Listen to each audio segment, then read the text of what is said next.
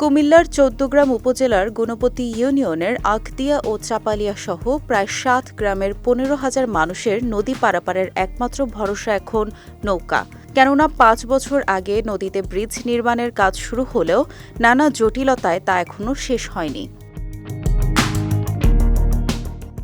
দুই ইউনিয়নে যাতায়াতের বিকল্প রাস্তা অনেক দূর হওয়ায় আলোকরা গুণবতী ইউনিয়নের বিভিন্ন শিক্ষা প্রতিষ্ঠানের শিক্ষার্থীসহ সাধারণ মানুষদের জীবনের ঝুঁকি নিয়ে নদী পারাপার করতে হচ্ছে নৌকা দিয়ে। ডাকাতিয়া নদীর সামান্য এই পানির মাঝে কেন ব্রিজটা নির্মাণ করা যায় না? আধুনিক প্রযুক্তি ইউজ করে যদি এই ব্রিজটি দ্রুত নির্মাণ করা যায় তাহলে এই এলাকার মানুষের দুর্ভোগ এবং যাতায়াতে এক মাইল ফলক সৃষ্টি হবে। এই দুর্ভোগ আজকে প্রায় ৪ বছর থেকে অধিক। এই ব্রিজের নির্মাণ কাজ শুরু হয়েছিল গত ৪ বছর আগে যখন আওয়ামী লীগ সরকার ছিল, কিন্তু এই ব্রিজের কাজটি এগোচ্ছেই না। তখন টেন্ডার হয়েছিল অনেকবার, কিন্তু এটা কাজ হচ্ছে না। একটি ব্রিজের অভাবে দুই ইউনিয়নের গ্রামগুলোর মানুষের দৈনন্দিন কর্মজীবনে দেখা দিয়েছে চরম অনিশ্চয়তা। আমাদের খুব যাতায়াতের কষ্ট হইতেছে ব্রিজটা নিয়ে। আমাদের এই যাতায়াত খুব কষ্ট, আর রুগী ডেলিভারি করতে পারতেছে না। রুগী নিয়ে যাতায়াতের অনেক কষ্ট। ২০২০ সালে ৮ কোটি টাকা ব্যয়ে ৮১ মিটার দৈর্ঘ্যের ব্রিজটির নির্মাণ কাজ শুরু হয়।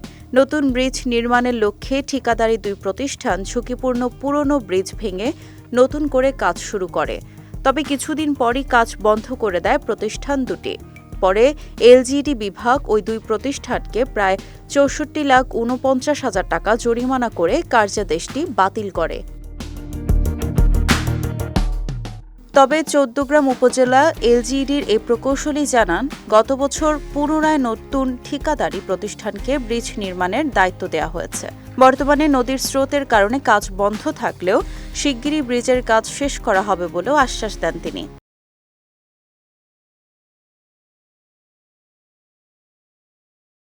নতুন ঠিকাদার নিয়োগ হয়েছে ২৪ সালের নভেম্বর থেকে তার কার্যাদেশ দেওয়া হয়েছে। এখন এটি ২৭ সাল পর্যন্ত মেয়াদ আছে, তিনি কাজ করছেন। তো আমাদের এই যে সাম্প্রতিক যে বন্যা গেল, বন্যা পূর্ববর্তী সময় তিনি পাইল ক্যাপ সহ অ্যাপার্টমেন্টে বেশ কিছু কাজ করেছেন। এখন আপনারা ওখানে স্পটে গেলে দেখতে পাবেন যে বেশ নদীর পুরো খরস্রোতার কারণে আসলে পানিতে নিমজ্জিত হয়ে গেছে। এখন কাজ করা সম্ভব নয়।